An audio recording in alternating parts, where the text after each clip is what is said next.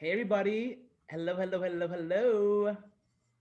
Thank you all for joining this call. I am so happy to be doing this right now. And I know it's 8:01, so I figured we'll start, get the conversation going. As folks trickle in, they can join, they can ask questions. But we are recording this, so just know that this will be getting posted. As some edited version of it will be getting posted to popviewers.com. But the whole idea here is just to talk about this powerful documentary and this movement. But I'll start out by introducing myself. And before I do, if you all can can um, mute yourselves or mute all. I can do that here, I think. Oh, someone muted. Yeah, I'm not the best person with the Zoom technology, so please bear with me. But I'll introduce myself first. My name is Chris Witherspoon. I'm the founder and CEO of PopViewers. We're an entertainment-focused social media app, and we're really on the mission of building community around content. I watched the Framing Britney Spears documentary, and it stopped me in my tracks.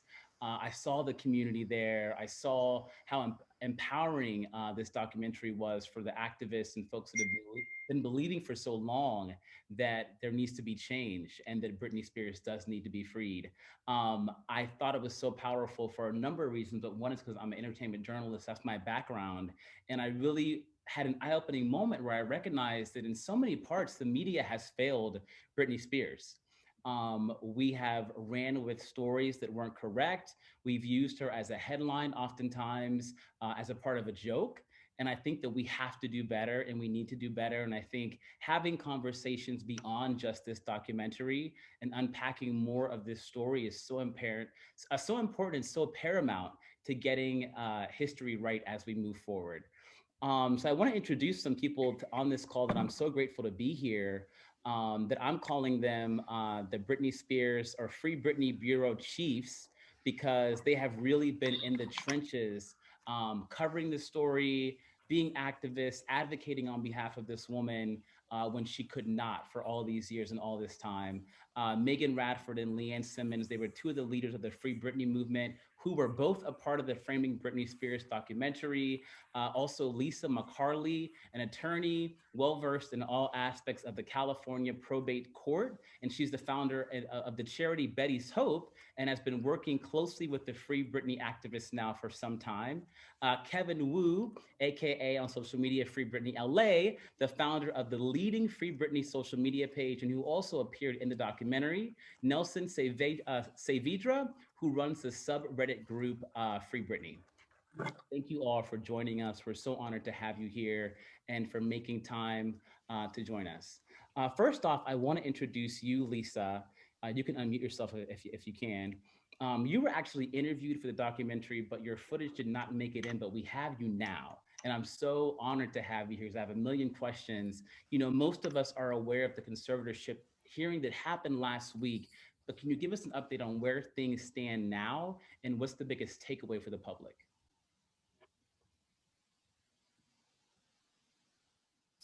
Am I good? You're good now, yes. Okay, yes. good. Sorry about that.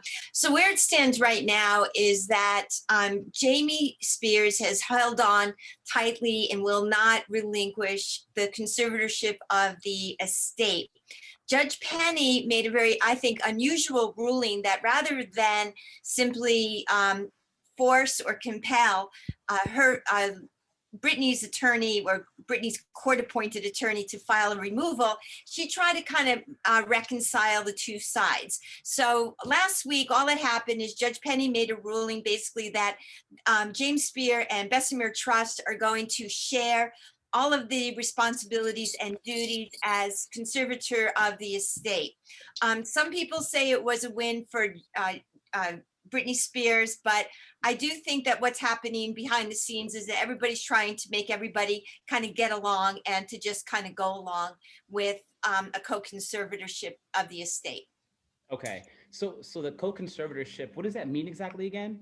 Right, so they're going to share responsibilities with respect to managing her finances, managing contracts. So originally, James' attorneys were arguing that because the petition appointing Bessemer Trust didn't list all of the extra little duties that James has, like money management, contracts, that Bessemer Trust should be precluded from participating in those decisions. So James Spears' attorneys did not win that argument last week. So it's a small win for Sam Ingham, but it really was not the result that we were all hoping for, which of course is that James would respect his daughter and relinquish conservatorship of the estate. But more importantly, what we still want is a fair and independent evaluation as to whether or not this conservatorship is even warranted. Because frankly, I don't see that it is. Yeah, it doesn't feel that way. And you mentioned, I guess, the next sort of like, hopes that you have. What should we be hoping for the hearing? I guess that there's one next month as well. What should we be looking for and hoping for with that hearing? All right. Unfortunately, unless somebody files a petition to remove James Spear, he is not going to set aside. They've already spent over a year arguing about whether or not James Spear is going to set aside. So all that's happening right now is what I call kind of lawyers hissing at each other about whether or not there was a fiduciary duty breach, whether or not people should have been called or contacted. To me, this is really just a sideshow. It really does not get to the merits of what does Britney Spears want and what does she need in terms of assistance with management of her affairs. So to me, all this looks like is little tiny hissing sounds going back and forth, generating a lot of legal fees, but there's not going to be any substantive movement or change in the foreseeable future unless somebody finally files that petition to remove James Spear as a conservator or co-conservator. Okay. And who can file that, by the way? Well, actually, Britney can, but see, therein lies the dilemma. James Spears' attorneys picked Sam Ingham as Britney Spears' attorneys. So there was some level of collusion right in the beginning. Sam Ingham understands that he is beholden to James Spears' attorneys in order to remain in his position, which is very lucrative. I have never heard of this before, but he makes $10,000 a week. So what should happen is Judge Brenda Penny should basically say, we need to let Ms. Spears know that she is legally, lawfully entitled to hire an attorney of her own choice, always has been, always will be, and she should be given all of the paperwork starting from February 1st right on through present, and let her get independent counsel and do what she needs and wants to do. Okay. Lisa, quick question. How did you get involved in this movement? Tell me your backstory. All right. So my backstory is that I've been a probate court reform activist for years, and I've been pushing back and complaining, writing letters, establishing a charity. And I'm not an exciting person. I'm not a public person. I'm a little bit shy for a lawyer most of the time, except when you get me riled up, because I am from New York. And what happened is Kevin Wu just called me, it was COVID, it was lockdown. He said, would you be willing to come and, just meet with me, say hi at a rally? Well, I was very depressed. I had seen a man be murdered on television. The George Floyd hit me hard. COVID was very sad and depressing. I was really kind of going through a lot of emotional struggles myself, and very frustrated that the probate court reform actions that I had been taking seemed to just disappear. Kevin handed me a microphone, and all I can say is I think about 10 years of mental anguish, frustration, and anger just came out. And all of a sudden, I began to really listen to what was going on with Britney Spears. And more amazingly, the young people started sending me the records. Well, I am very good at doing a forensic analysis of what transpired. And so when every time they handed me something new, just, on the internet, I was even more and more shocked at how unconstitutional and how really terribly unlawful the establishment of this conservatorship was from the get-go. This should never have gone down in any state in the United States the way that it happened. Yeah, no, it feels like something that would have gone down like 50 years ago. it does not feel like we're living in modern times when you watch what's going down. Right. You talked about the young folks that were involved, and I was so blown away watching Megan and Leanne, the two of you, you know, outside the court. One of you was inside the court, one of you was outside the court. And these are really serious things that you're talking about, and you're passing along information to the activists outside. I want to talk to both of you. I'll start with you, Leanne, first. How did you get involved in the Free Britney movement? Um, Similar to Lisa, where I've been just kind of riled up. You know, last year I was out fighting for other causes that I'm really passionate about, and finally had that realization that why don't I fight for Britney? You know, I always felt like she was going to be free, but there was nothing I could really do to help. And then I made this little tiny timeline trying to kind of rationalize how 13 years of this fraud has gone on. And when you look at it in hindsight, it's so obvious that this was corrupt from the very, very start. So I didn't know if this timeline would be helpful to anyone, but I started kind of passing it around to some fan accounts that I knew. And one of them was Kevin, Free Britney LA, and he was very receptive. And he said, "You're in LA, come to a rally." So I went to a rally in July of 2020, and the rest is history. You can't attend a rally and not feel that fire within you. You know, just being with people who understand. You don't have to rehash everything. Like, they're there for the same reason, and we're all very passionate. And I feel like I found like a second family within this fan base. And you were actually, if I'm correct, you were the one that was in the courtroom at a certain point doing the documentary, and you were passing Yes. information via text message to the folks outside. What was it like being, and how did you even get in? Was it public? Anyone could go? Uh, yes. So generally, probate hearings are public because of it's Britney's case, and she's such a high-profile person. For many years, they have requested to seal all the records and to close the courtroom. So you could go in and hope to stay, but as soon as the hearing started, they generally asked to clear out the public. And that changed about September of 2020, I think. They haven't been closing the courtroom. So I and some other fans and some reporters have been going and sitting in and trying to relay the information we hear to the rest of the movement, because we haven't always known what was happening behind closed doors. And I think that's a big reason why some of the alleged, wrongdoings have been able to take place, because no one knew what was happening in there. Wow, wow. Is Leanne here as well? I don't know if Leanne is Oh, on. Megan? Megan. Megan, okay, I'm sorry. Sorry there. Megan. Okay, everyone mixes us up. Yeah, it happens a lot. Big deal though. But Megan, I want to hear more about how you got involved as well. And you were outside of the courthouse. I have a question about what that was like. But how'd you get involved in the Free Britney movement? I actually was a part of the original movement in 2009, but it was shut down pretty quickly because Jamie Spears shut it down, and we were scared of him at that time. So Wait, can you stop there for 1 second? Because I read something, or the director was talking about how Jamie Spears sent like cease and desist letters or court. So he's done that before to you guys? Oh yeah, in the original movement, which was very small and short-lived, social media had only been around for like a hot minute. He directly called the owner of the largest Britney Spears fan site at that time and said, basically, stop it or I'll sue your ass. Am I allowed to cuss? I don't know. Yes. You can do anything. Wow.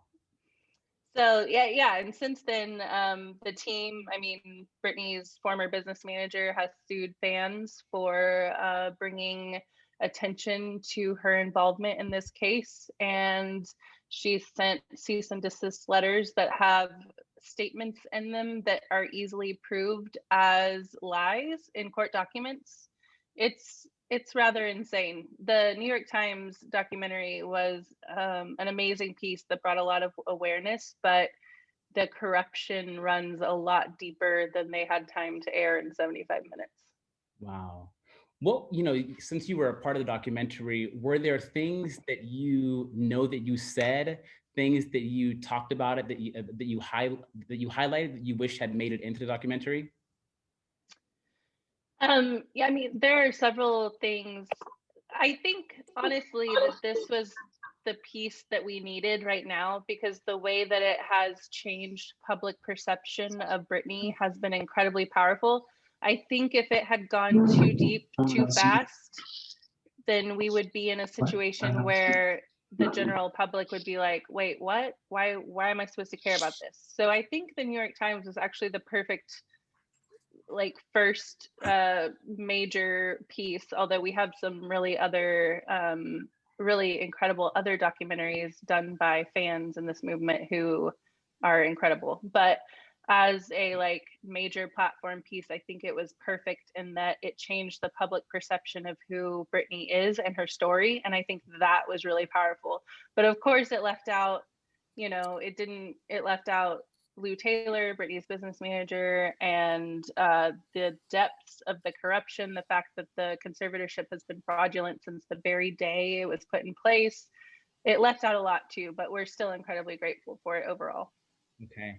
You know, you mentioned the word public perception, and I keep thinking about when I was watching the documentary and you guys being outside of that courthouse with your Free Britney signs and your masks on, and I thought about what that must have been like, you know, the perception that you were getting from the public of standing outside for someone that hadn't been vindicated yet. The media still was tarnishing her image. What was that like? Was it difficult being out there?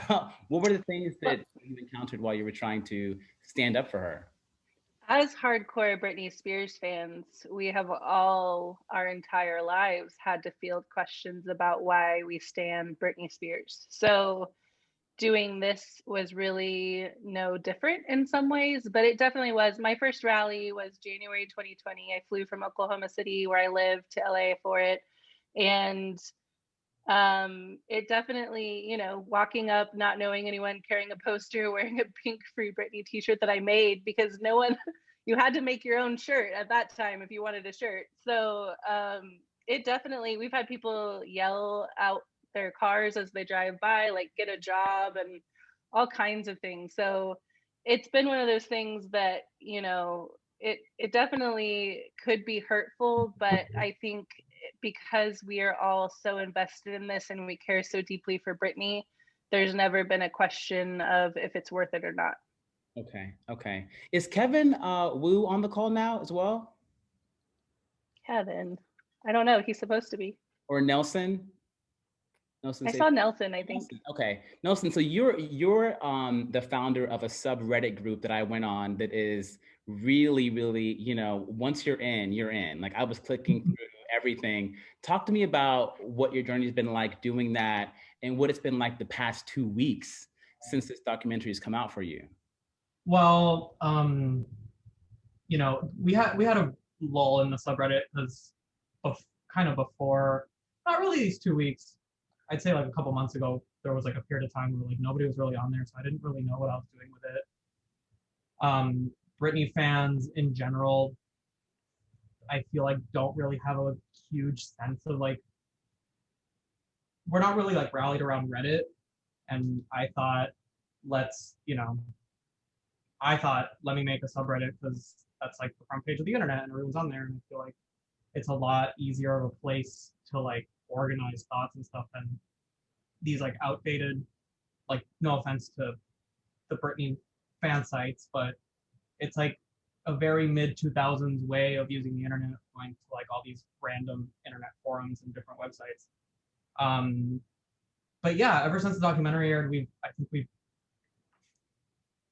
gained like 6,000 followers or something ridiculous like that. Wow. And it has been a little bit of a chore trying to like moderate and make sure, you know, me and the other moderators try to keep it very fact-based and based in reality. I don't want it spinning off into some conspiratorial thing, because that's when this movement kind of like became a big thing again in 2019. It was kind of like shrugged off as like a conspiracy theory, and I really wanted to like stay away from that. You know, I get a lot of pushback from users, and they're like, "You're anti-Free Britney. You're in Lou Taylor's pocket," and like all these crazy messages I get just because I like delete like random screenshots that could be fabricated and stuff like that. I just, you know, I want to keep it fact-based. Okay. Based in reality. That's important because, you know, you're right. All eyes are on you right now, on all of you right now and what you're doing. So it's great that you are keeping it, because there are so many facts that you have access to that you can be using these channels for that we need to be hearing. So bravo to that. I see Kevin is here. I mentioned you earlier, Kevin, when I shouted you out. Free Britney LA, the social channel that you started. You were also in the documentary. And I loved a couple things that you said while you were in there. But I want to ask, what got you involved in this movement and, you know, sparked your interest to start these channels that you have? Yeah, thanks for having me, Chris. My apologies for being late, but I mean, I basically, I first got involved in the movement because of the Britney Scram voicemail, like so many of us. And, I saw that there was a rally going on in downtown LA, and I live just a 10-15 minute drive from the courthouse. So, that's when for a lot of us, it clicked that, we need to be using our voices. Even though we didn't know exactly what we could do, it felt like, well, just showing up in person and just making our presence known was important. And so that's why I decided to show up at my first rally, and that was almost 2 years ago. Wow. And you were there this summer also at the rallies that were happening outside the courthouse and downtown LA? That's right, yeah. I try to make it to every rally whenever possible. Yeah. No, I found it so intriguing when I was watching the documentary, thinking about what was happening in the country with the pandemic, but also the Black Lives Matter movement and sort of the uprising of like us knowing our value in this country as citizens and our rights. What was it like being out there in the midst of the other uprising that was happening? Did it fuel what you were doing and inspire what you were doing? No, I mean, I also joined, many of the marches in the Black Lives Matter movement, and it was very rewarding. It really felt like we were making our voices known, and just by being there. I mean, so many people reach out and ask, like, what can I do? I mean, it doesn't take a lot. All it takes is, maybe a social media post, just making your presence known, so that because people are watching, people are listening. Having people at a protest outside a courthouse makes a huge impact and gets the attention of the news, and then that in turn spreads the message of the movement even more. Okay. Listen, to folks on this town hall, if you want to ask a question, please just raise your hand. We want to hear from you. We want to show your faces. So don't be afraid to ask any questions. We have access to, again, who I'm calling this #FreeBritney Bureau. These are folks that have been in the trenches and that probably have answers to questions that most folks in the media will try and make up answers, but they know what's really going on. So please feel free to jump in. But I'm curious to ask anyone that's on the call from the Bureau, as I'm calling you guys right now, do you think that the documentary adequately sort of reflects Britney Spears' struggle? Are you talking about her legal struggle? Well, yeah, let's go there. Do you think let's just go to the legal struggle. I thought that perhaps inadvertently, they did a brilliant job of really showing the hypocrisy and the failures of the probate court system. I have no personal relationship or professional relationship with either of the attorneys, but when Adam Streisand said, well, you don't know what you don't know, I mean, I wanted to throw something at the television, because every attorney should know that when you're facing a loss of life or property, you are entitled to your own attorney. So I thought that was very, very telling, and also very revealing that now he's on social media kind of chastising the court-appointed attorney. So I think that the real struggle is not knowing what Britney is being told by her own counsel. Okay. And I think Streisand was the attorney who talked about meeting with Britney at the Beverly Hills Hilton Hotel, talking to her being very coherent about not wanting her father to represent her. And then he talked about, there being documents that were presented to the court that he could not see in 2008. Do we have any idea what was in those documents? Well, it was very, so looking at the court orders, one of the more shocking aspects of what was done was that the court appointed attorney was the one that filed a verified document, a declaration saying that Britney Spears did not have the capacity to hire her own counsel. I mean, there is no law in the world that would ever have supported this being done.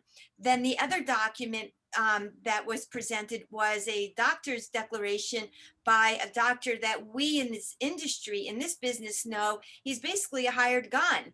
They didn't have a capacity declaration by one of her treating doctors. James Spears' attorneys hired the doctor, Dr. Spar, and it was on that basis, as well as the court appointed attorney telling the judge she can't hire her own attorney and lacks capacity. I mean, so knowing that these documents existed, I'm just amazed that Adam Streisand didn't take it to the next level, because there were solutions. So to me, this was something that I think would never have happened to a man. You would never have had a man not be able to hire an attorney of his own choice. And then to have your own attorney write a declaration that you don't have that capacity to do the one thing that the law says that even anybody should be able to have their own attorney. I was just absolutely floored that this was taking place at all, and that nobody involved in this case since 2008 has brought this to light of day.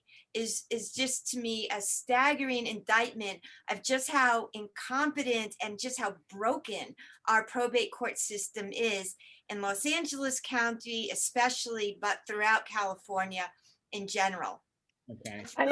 I would also like to say that it doesn't matter what's in the medical report, because first of all, the medical report from 2008, because first of all, if there are mental health problems, which I have too, so no judgment there, it shouldn't mean that her rights are stripped away.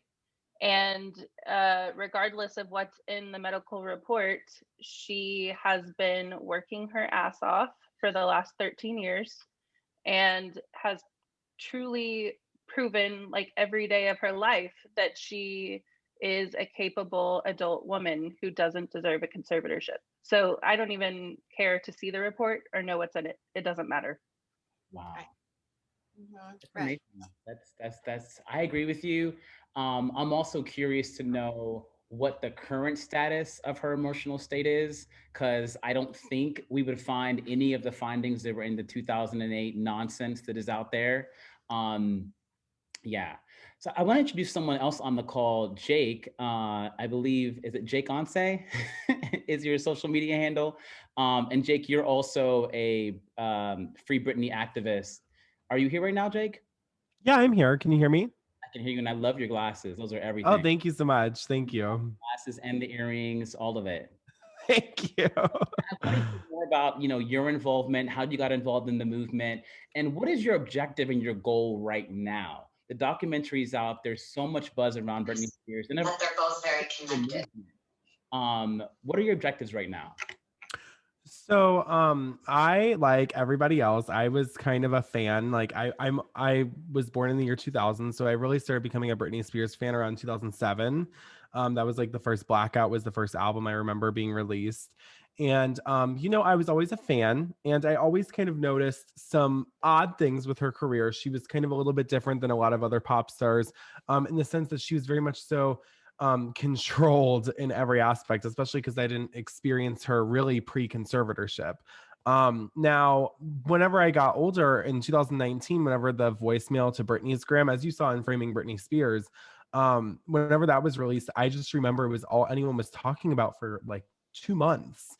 It was a long time that everyone was talking. And, I kind of knew the basics at that point. I knew, Britney Spears was held against her will at a mental facility. She was under control of her parents, and she didn't have control over her own career. So already I was like, oh my goodness, this is something that I definitely want to do, work with, because I am a content creator. I do YouTube, and I was like, I really want to do a project on this. And, I always wanted, whenever I did it, to be a complete like balls to the wall, excuse my French, but balls to the wall project. I didn't want it to be something that was like, oh, okay, here's like a like a 15-minute video explaining everything, which those are great too, like shortly explained, especially for people who don't have, 6 hours in their day to, really understand it. But I kept putting it off. And then this year, I started a new channel with my friend Shelby, and we did, it's called Deep Dive. And we started off with like, Paris and Nicole and different people like that,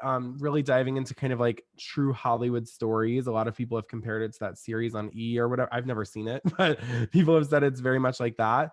And with this channel, our objective was to do a Free Britney series, like right off the bat. Like that's what we wanted to do. And so what we did was we started speaking to, I think she's on the call too, Bible Girl. She's a drag queen who's super duper into Britney Spears, and she's been an advocate for longer than me, almost like way longer than me. She's been around since the beginning. And she really walked me through the objective of the movement and how everyone feels and what everyone thinks and kind of sort of what everyone's fighting for. And that's sort of what we applied to our series. So we released Deep Dive Presents Free Britney, and our first episode is about to hit 1 million views, which is pretty exciting. It was pretty crazy. We did not expect episode 1 to hit 1 million views, or else we would have put more information in there. But, and the other ones are really shooting off, especially after this documentary too. So really our objective is just to show every single itty bitty, tiny or large hardship that Britney Spears has been through, and how she's made it through and how she's made it out. And kind of give people a true idea of how long 13 years in the conservatorship is. Because like, I feel like even in the documentary, it was like 2008 and then 2019. Like no one really was talking about that in between time of her being under her father's thumb for 13 years. I mean, that's like a long, long time to be under control. So that's really our objective with the series. And that's my objective in the movement as well. Wow. So well spoken. I'm going to download. Thank you.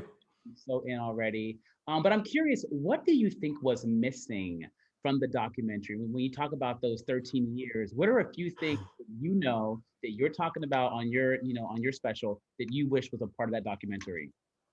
So first of all, I just want to say flat out, the documentary was amazing. I loved every second of it. I was so proud of Leanne, Meg, everybody for being in it, and Kevin, obviously, and everybody else I missed. I was proud of everyone. It was a really, really well put together documentary. And I think whenever you have someone like the Times behind you, it's like, I mean, so many people are taking it seriously now. I feel like a lot of people are like, oh my God, she's wearing a yellow shirt because they said to, because she needs help. Like, I feel like that was a lot of people before, very Instagram conspiracy theorists. But, and that kind of overshadowed some things, unfortunately. But now I feel like people are actually understanding this isn't about her being quote unquote held captive. It's about her being held captive in a conservatorship. So I love that the series did that. A few things I would have added, really, there's a period of time in 2009 to 2012 that I think are some of the most horrific years of Britney Spears' life. 2009, she was pushed right out of the conservatorship onto tour, the biggest tour of 2009. And then she was told beforehand, allegedly, that the conservatorship was meant to end after that tour was done. And it was just temporary. And then once that tour ended, her dad kept it. And there's this photo in 2010. I think she's taking one of her sons or her niece or something to gymnastics. And it's like a photo the day she found out the conservatorship was permanent and had no chance of ending. Like it didn't have an end date. And she, we just completely, like Meg said, even in Deep Dive, she said, we lost Britney, the human being at that point. Like we had Britney, we had her, the bubbly person that she was. And then they pushed her into 2011 on the Femme Fatale tour. And it was night and day difference with those interviews. And for the record, in a 3-year span, it was heartbreaking to watch. And then 2012, she's not approved to leave her conservatorship and drive a car, but she's approved to do a $15 million Netflix deal where her fiance is now the co-conservator, Jason Trawick, and he's supervising her on set. So there's a lot of things in that time period that I think could have probably been, detailed, but also it was a really long documentary. I mean, or it was a like concise documentary for how much information. I mean, we're going over 13 years here. So I think that they picked the most important points for sure. Final thing, definitely would have included Lou Taylor. I don't know if there were some sort of legal thingies. I'm going to tread lightly too. But Lou Taylor, I can genuinely say, scares the absolute bejeebus out of pretty much all of us. But also we're not scared of her. But she's also kind of scary, but that's what I would have included. I would have included Lou Taylor, Femme Fatale, Vegas Residency, and X Factor, really. But otherwise, they really got everything. It was fabulous. Yeah. No, when I watched it, I kept thinking it should have been a series, not just a one-off. It should have been like 8 episodes because there's so much to unpack. Even that MTV documentary I watched that. I was born in '82, so I was around. Me and Britney are like around the same age. I grew up with her, and I feel like I watched, but I didn't catch those moments. Like the moment where she said she was so sad. Like I was literally tearing up watching, when the New York Times played it and they're showing you what she was going through of not having any control and no one listening to her. It really, really hit home. And this question is for you, Jake and Megan and Kevin and Leanne. You guys are such a big part of the movement, but also featured in the documentary. And now Netflix has announced that they're doing a Britney Spears documentary. What are your thoughts on that?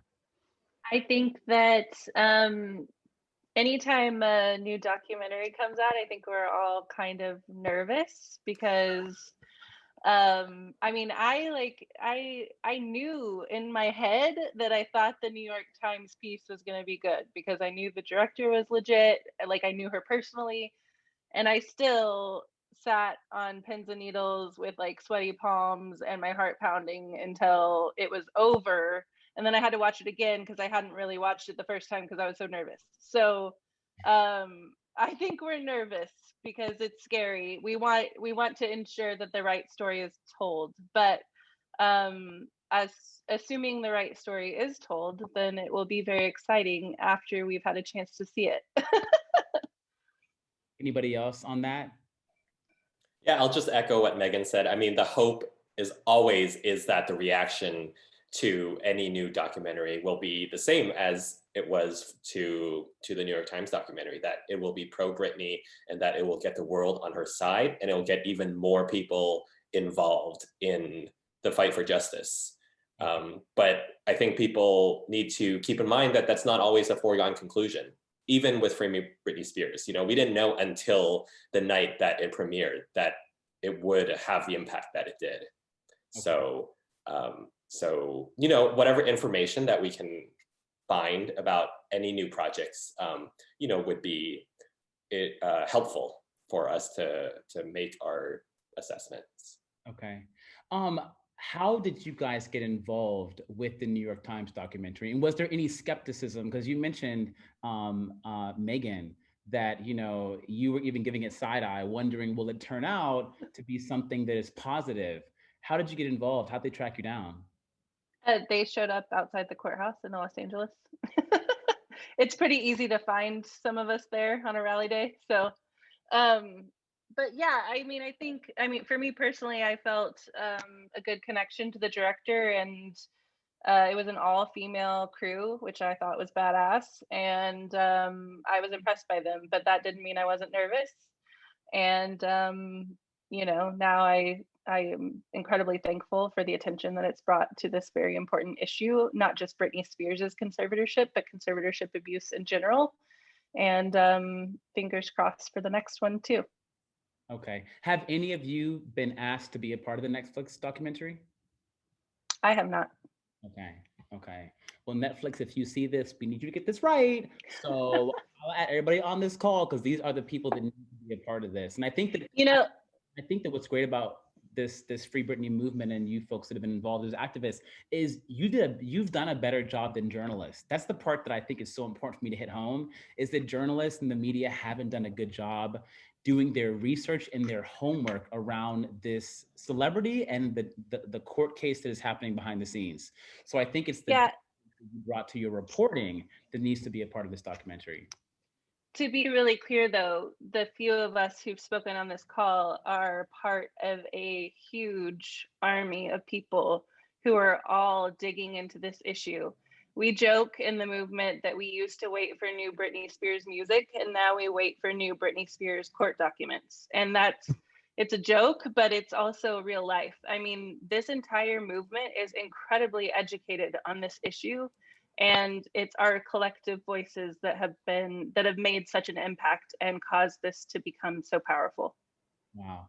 And I appreciate you saying that. And when I was watching, I kept thinking about the fact that you all probably have full-time jobs, you know, that you have to do throughout the day. And you're also investing your own money in going to these rallies and getting people together and buying the signs and buying the shirts. That has to be an investment that I think is just such a beautiful message to the world in terms of believing in change and being the change that you want to see. I have a question here from Lala G to everyone, and she was wondering what Britney's mom and little sister's role have been here, because they seem very MIA. I was thinking the same thing, like, where's Jamie Lynn Spears in the documentary? Yeah, do you all have any insight on why her mom and her sister have been so MIA? Well, I believe, correct? Someone jump in here if I'm wrong, because I don't want to like broadcast anything wrong, but I've just been looking this up. I believe Jamie Lynn allegedly was named trustee. Well, that's not alleged, but allegedly she was trustee, and that means she's sort of employed by the conservatorship. And there's a lot of stuff. There's someone named Surprise Witness who I wanted to shout out. Her name's BJ. She goes through all the court documents. She's fab. I love her so much. And she kind of broke down a lot of documents and explains that there's a lot of discrepancies with the financials with Lou Taylor. I literally like tense up when I say that. But like there's a lot of millions and millions of dollars where suddenly different companies are worth hundreds of millions more because of some things Jamie Lynn has done and tried to do. And then Lynn, I believe, so like Lynn is part of an MLM. Like I don't think Lynn has oodles and oodles of cash. But I do believe she gets her utilities paid for by the conservatorship. And she's been trying to get lawyers in the courtroom to listen because she believes it's her right. And she's fought constantly to hear the medical records, the sealed documents, and they've kind of locked her out a little bit, but she's kind of been able to gain more control recently. Is that right, Megan? She was, she definitely alluded to the fact that she was held in the dark for a long time, but in 2019, she filed to be an interested party in the case, and that was granted. So now she has her own attorneys in the courtroom, and she's also allowed to be privy to the case documents and hearing information. And all of that was alleged. Please don't sue us. Okay. Can I just ask 2 follow-up questions from that? One, are Lynn and Jamie Spears like still married? Like are they? Or no? Supposedly they were divorced in 2002. Okay. And then but we do, I mean, as recently as in 2020 we saw them together at Serenity, the house that Britney bought Lynn, but I guess it's getting together for the grandkids, I guess. And they got back together in 2010, I think, but I don't think they're still together. Yeah, they got divorced in 2002, got back together in 2010. I don't know if they got remarried or not. I don't think so. But then it's a sketch timeline. I don't think they've been together for a while. And then when you say like a trustee of the conservatorship, like in plain English, that means like living off of Britney's earnings, right? So yeah, Jamie Lynn wasn't actually involved in the conservatorship. She was named, was it trustee of the trust, Britney's trust for her son? Yes, yeah. So she was named that in 2018, but we didn't find out until 2020. And then she had basically made a move to have some money moved around. And it was right around the time we, as a movement, started to allegedly expose Lou Taylor, and Jamie Lynn Spears withdrew her petition. Okay. And she's no longer trustee, right? She's no longer trustee. So, but she was never involved in the conservatorship. You know, one person that I was really fascinated by when I was watching the documentary was Felicia Culotta. I thought that she was like really a breakout star, if you will, and just so honest. And it felt like she was authentic and vulnerable and real and just hilarious. Have you all had any contact with Felicia? Has she been helpful in helping you as a movement piece together this freaking puzzle? No, I don't think we've had any contact as far as the movement itself. A lot of people met Felicia on tours of Britney's or in Las Vegas. She's always been very welcoming with the fans. She handled meet and greets, as we saw in some of the documentary there. So she's always been nothing but sweet and positive about Britney and just bubbly and fun. But I don't know that she's, it was a big deal for us to see that she had involvement with this documentary because we haven't heard from her, and her voice is really important, having spent so many years of Britney's early career right by her side. And then to also see how she seemingly was kind of cast aside as the conservatorship took over and kind of like, stuck her with like a contract instead of being, she was more contracted instead of being hired directly by Britney's team and that sort of thing. So, no, I don't know that anyone in our movement has really chatted with her, but we appreciate her speaking up in the documentary, definitely. Yeah, and I couldn't really tell if Leanne, sees a major flaw in the conservator. Sorry, not Leanne.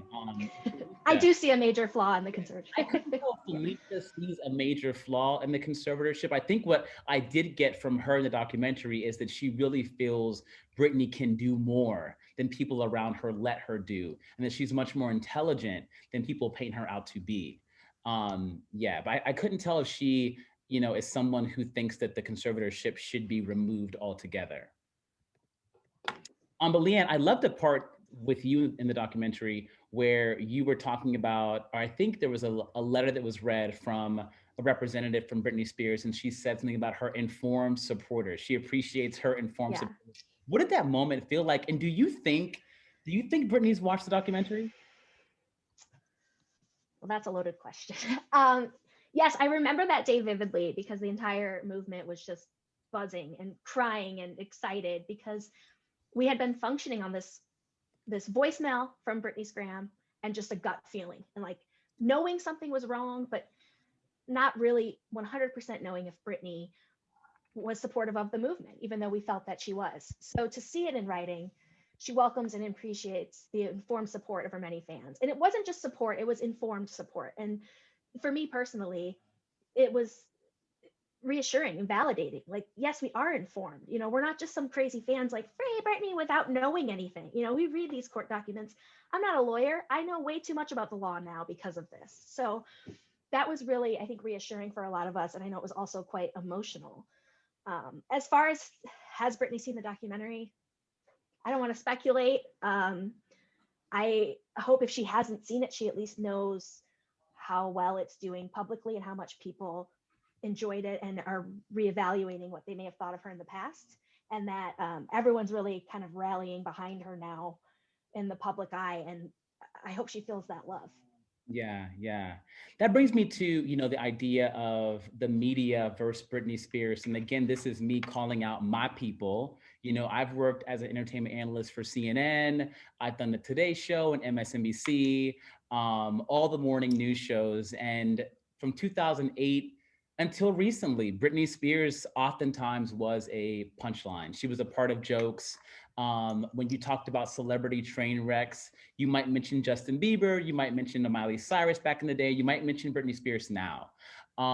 What do you all think about the past week and so many media outlets, and I can name them, but I'll try to not name them, who literally published headlines trashing this woman who was going through a really painful chapter in her life, who are now doing an about face and covering the heck out of this documentary, and also reaching out to you as activists to try to get you to be a part of their stories. How do you feel about that? Unfortunately, I feel like it comes down to exploitation. It seems like they've exploited her come up, they've exploited her hard times, they've exploited her out of the public eye, and now it seems that they're exploiting her freedom, which that's a very, like, not everybody is exploiting her freedom, obviously, but there were a lot of headlines about Justin Timberlake, and I felt like that was sort of not really the focus of the documentary, hopefully. Because we can get Justin to apologize after Britney's out of her conservatorship. We can hold that paparazzi guy who's like, it wasn't that bad, accountable afterwards. We can go get Mel Buzat after this. Like, there are tons of paparazzi and media that I feel like definitely feel bad looking back at what happened. I mean, especially as people saw Diane Sawyer. She's had a lot of stuff resurface. We've seen tons of people who've needed to apologize.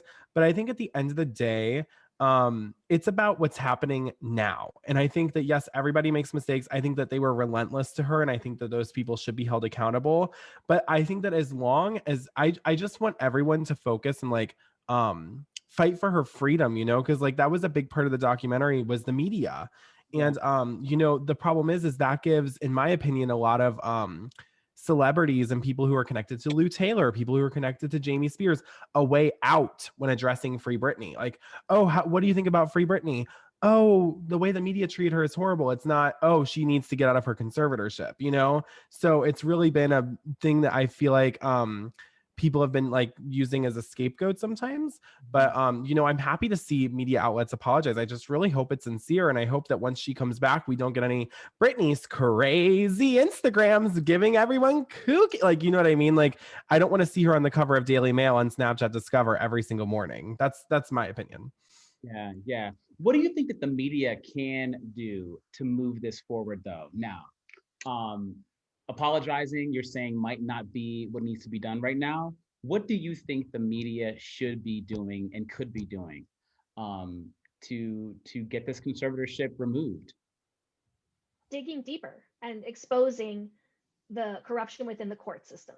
And this is not an isolated incident, unfortunately. You know, Britney is a mega superstar and has this whole fan base behind her, but a majority of victims of conservatorship abuse don't have anyone rallying behind them. And this is a huge problem that affects disabled people. This affects elderly people, and it could affect any one of us. You know, you don't have to have millions, hundreds of millions of dollars. You could have a small, you know, a couple $100,000 or a home that somebody wants that's worth some money, and you can be placed under conservatorship and essentially have your estate drained.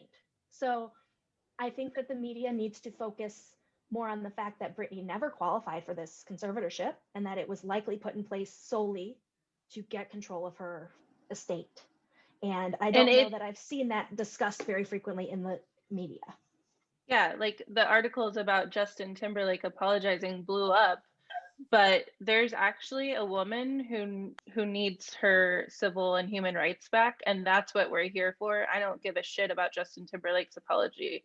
So like, they need to investigate, they need to report factually. A lot of the media will report on it, but it's not correct. And hopefully they would also investigate too, because if some fans, although we are very smart and I give us a lot of credit, but if a group of fans can find the money and where the money likely is, then I think an investigative journalist can do it too.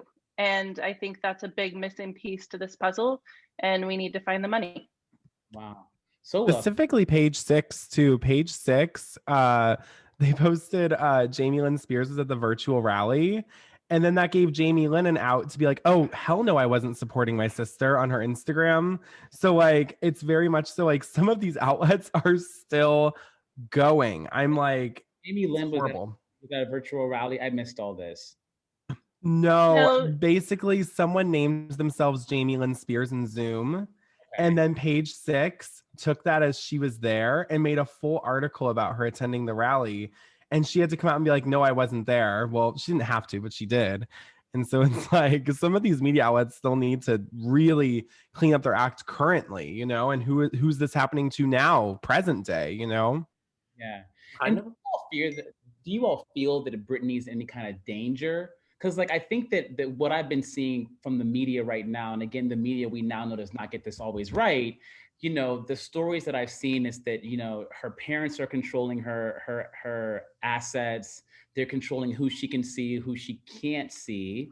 But do you feel that she's in danger?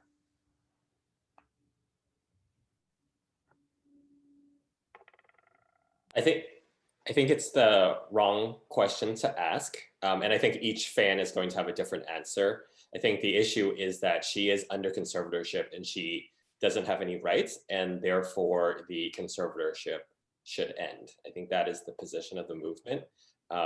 Whether or not, you know, she is, her day-to-day, you know, is happy is, I don't want to say it's not relevant, because obviously we want her to be living her best life, but I think the conversation about her civil rights is not necessarily, doesn't need to be informed by that.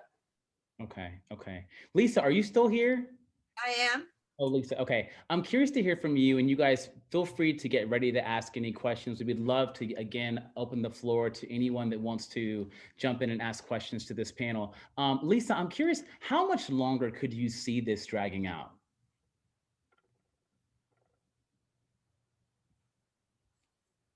Am I good?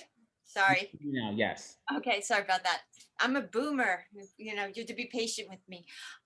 So as long as there's no, as long as Sam Ingham gets $10,000 a week and nobody questions what he's doing and everybody's making money, there's no end in sight. That's why I'm trying to put pressure by writing to politicians, asking for an investigation.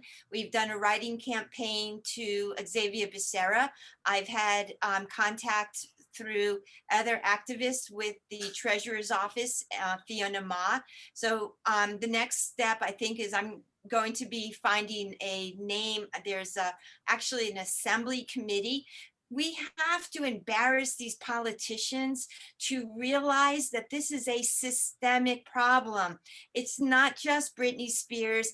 I was shocked to find such a beautiful young woman embroiled in the same mess that I've been documenting for 10 years. And if our families are not going to be affected, what we really need is to put pressure on the state of California to say, look, your probate courts are completely broken and dysfunctional, because until we get that pressure on the courts, then the money keeps flowing. There's not going to be any change. What I do hope is that perhaps when COVID breaks, that there will be more access to Britney, and she will be able to meet with more people, more of her friends, and in a less clustered environment, so she can tell us what she wants and what she needs and what she wants us to say and do for her. I mean, that is one of the frustrations. And I was on a call today where somebody said, well, why doesn't Britney just, pick up the phone? And I said, well, I don't think she has that kind of free reign from some of the things that other people have been saying.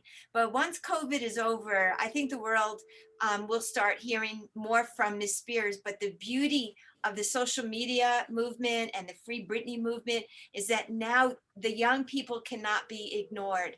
And I am so thrilled for that and so grateful to that. Keep making the noise, keep doing the rallies, and I will be there with you. And Adam Streisand coming out and making his remarks on Twitter means that now the legal community is going to start coming around as well. So I'm hoping that there will be more judges, more lawyers saying, what is happening here? That's what the hope is. Okay. Any questions from anyone on the call while we have you all together? I'm curious, Jake, you kind of mentioned this a bit earlier, but what do you all make of all the hubbub around Britney's Instagram? Like her managers come out now, said, don't read into it. Do you find that just terribly distracting to your movement, or do you buy into it at all? So that's a very interesting question. So I actually spend all day, right now I'm working on the part 6 of our series, and I spent all day watching TikTok conspiracy videos, and I've never looked till today. I'm not really on TikTok that much. But I went through, and I mean, my God, some of them are literally writing "help me" in her eyelashes. So there are definitely some odd ones. I think that the conspiracy theories become dangerous because Jamie Spears in the past has labeled the movement as a conspiracy theory. He's said, I don't know if it was in court documents or to the media, somewhere, it might have been both. He has said that it's nothing but a bunch of conspiracy theorists. And so I think that in that aspect, while I do think conspiracy theories are fun, like, oh my God, was the moon landing real? Whatever. I think whenever it has to do with someone's human rights, it gets very dangerous and damaging when we're talking about someone physically being held again, like whenever that's the, narrative. So personally, I think, yes, it's damaging, but I also think that it also has really raised awareness. So it's kind of a double-edged sword because some of those TikToks have 4.4 million likes. So that's millions and millions of views of people who are then going to go around and Google Britney Spears. And we've seen the results of that because she's one of the most Googled people in the world still. So, I hope that that's what comes out of it and people realize, maybe she's not writing "help me" in her eyelashes. But that's sort of my stance, is that I think that they're dangerous, but they've brought a lot of visibility also. So it's really, really kind of depends on who you ask, for sure. Anybody else? Any more questions? I don't really pay attention to her social media. I like all her posts and comment. So I guess I pay attention to it, but I don't read into it because there are enough cold hard facts and court documents, and the social media doesn't change the fact that Britney Spears should not be trapped in an unjust conservatorship.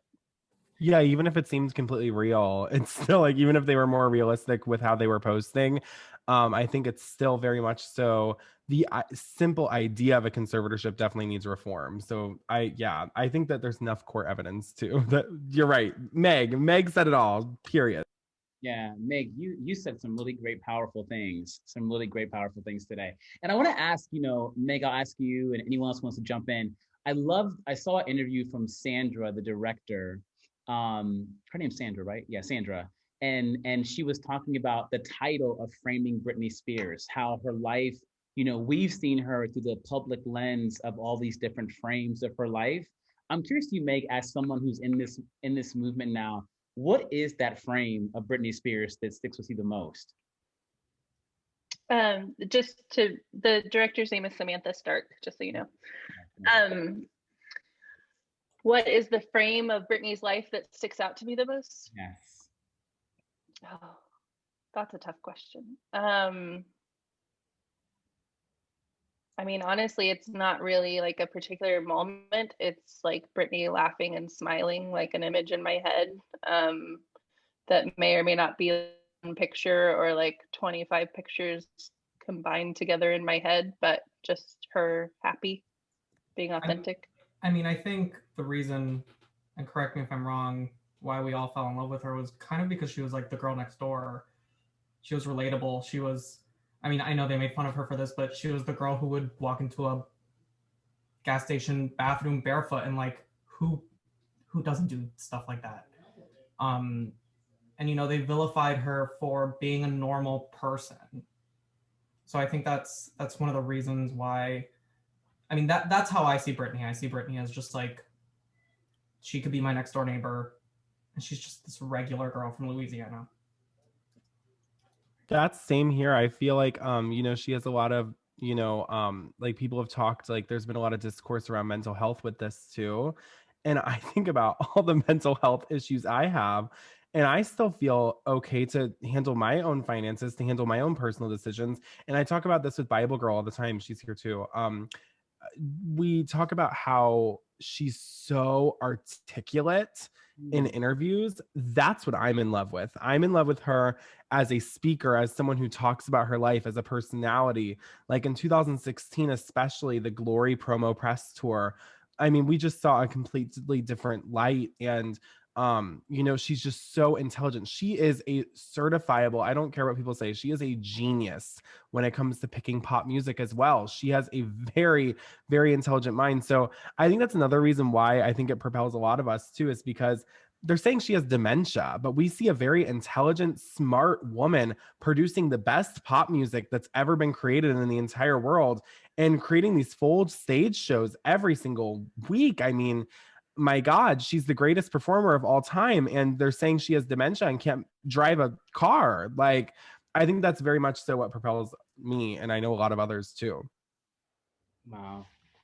Anybody else? Hi, yeah, I want to say something. Hi, my name is Pilar, and regarding what you asked, I think Britney was unstoppable. I think she was really like, people haven't pondered really how talented she was, and the people that did got scared. Probably she wasn't manageable enough to be the most powerful star in Hollywood. And I think that the problem is like way bigger than just Daddy Jamie trying to control her daughter. And that's where Lou Taylor gets in. She's a very powerful woman within the industry. And there's a lot of power issues within it. Britney was very smart. She was in full control of her art. And she was leading the pop industry somewhere where maybe the powerful people didn't want it to go. And so maybe she had to be silenced somehow. And that's why when I see, for example, now that some people just want to get rid of Jamie, I don't think Jamie's the real problem. You know, I think Britney was at the time so rupturous and so complicated to control, where the whole industry wanted the music to go, then maybe Britney was a problem in the end. You know, so I think that there are a lot of things that added up to Britney's situation in a conservatorship. It's not just Jamie. And regarding what Jake was saying of Britney being so articulate, I agree on that. And that's why I believe she's not in charge of her social media.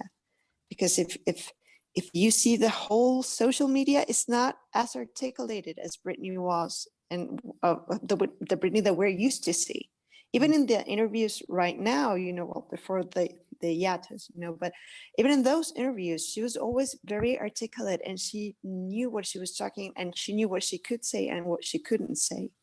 So her social media is trying to like send this mixed messages just to fixate the narrative of the conservatorship, in my humble opinion, you know. But I think that it's the only way, like, as Britney's not working and there's no way to portray her insanity in some way, social media has been very useful to do that. Even if she's creating content, she doesn't know what's been done with that content. You know, she can send a video or she can send pictures, but she doesn't know what's being done to them. All the videos that she appeared answering the questions that no one had asked, they were speeded up a little bit. So she sounded weird, you know, but then if you just slow them down a little bit, you were like, oh, she sounds good. You know, she's not that bad, you know? And so all of those things that may sound a little conspiracy at times, but then when you start adding up, it's like, God, the people that are behind this are really powerful. You know, it's not just James Spears, it's not Jamie Lee, it's not only Lou Taylor, it's like a huge force behind all of this. And I'll shut up now. Well, that what you're saying is so powerful, and there's so much to that I think is valid. So thank you for that, Pilar. And Marion, I think you wanted to ask a question as well, Marion? Yeah, maybe a comment, maybe a question, a little bit of combination. Hi, everybody. And well, I've been following Britney for a long time because my daughter was actually a 12-year-old when she first came out, and we went to a concert. And it's a long story. I'm not going to bother you with the story, but I was horrified that we were sitting basically 2 miles away. I mean, it's not 2 miles, but the big stadium thing. And so I was trying to buy better tickets, and we ended up with the family in the first row. And then we spent some time with Britney, and Britney was amazing to my daughter. And then she gave us a poster with a signature. So my heart's been with Britney from the time she came out as a musician. And I saw her firsthand with how nice and how empathic and really, really dedicated she is to her fans. I actually lived it firsthand. So just to kind of do an introduction. So I guess I would like to help. I really would like to help. If there's any way I can help, I want to help to free Britney, because to me it is excruciating. Just the fact that she is locked in a house, doesn't have access to a phone. I'm not sure how that is. I don't know if there's really answers to that. Does she have access to a phone? Does she have access to call friends? Does she have access to TV or internet? I have read several things, but I have read that she has not access to, and that worries me, because when you get isolated to that magnitude, what it does to your knowledge of the everyday happenings, like the things we talk, the things we know. Do we know that she knows? And that alone worries me a lot. So let's say she doesn't know and she doesn't have access to friends. And I mean, she's really, really controlled beyond imagination. She's definitely more controlled than a serial killer in jail. And she has not committed a crime. She has made mistakes just like we all do. So that alone creates a frustration in me, and I know in all of us and all of you too. That's why we're here on this meeting. So my question really is, who has the power to change her situation? I would like to have like a more clear idea of who has that power. And I think the lawyers are probably the closest. And I know Lisa MacCarley is right here, and I'm your big fan. Like, I love that woman, the way she talks, the way, such a humble person. And it's just amazing it's just rehabilitating to see to all of you really caring and putting time into helping somebody that's going through what Britney is going through. But honestly, at the end of the day, is like, who has the power to change this situation so that Britney can have a fair life? So, because I'm really frustrated with, like, okay, we have these talks, and believe me, I can really get into them. But at the end of the day, is who do we need to talk to? And I know people in California. I would move everyone I know to see if we can find that one person, whether it's a politician. Who is it that has the power? I keep asking this as well. I keep asking who, because like, oh, by the way, so I'm from England, and I was looking up if we have anything similar to a conservatorship, and we have a thing called deputyships, but I was looking through them, and there's investigators. They are outside of it, so they're called the OPG, and they can get involved when there's an allegation of abuse. So I'm just wondering if there's anything like that in America as well. I think Lisa, this might be a good time for you to jump in. Are you here still, Lisa? All right, yes. So there are investigators, and in theory, there is supposed to be someone going out speaking to Britney every other year at the very least. We have probate investigators. I've been doing this for over 25 years, and unfortunately, the judges, such as Commissioner Reva Getz, who's now Judge Reva Getz, Judge Brenda Penny, will tend to follow the directions of the court-appointed attorney, and so many times the probate investigators' reports are literally ignored. Now, I do find it hard to believe that these probate investigator reports are all being ignored, but there is just such a history here. I feel like they will be very embarrassed when it comes out that Britney has been kept in this conservatorship wrongfully. And I just feel like there's this sort of hidden agenda not to let the cat out of the bag. So once they file a petition to remove Jamie, I was just writing a chat, then they start taking depositions, and I bet that's when the fur will really start to fly. So we are supposed to have investigations, but unfortunately in these courts, many times those investigators are not held to the same level of confidence as the court-appointed attorneys. And that's part of the problem in the system too. I have one more question for you, Lisa. It was from the chat as well. Someone asking, what can we do to help if we're not California residents?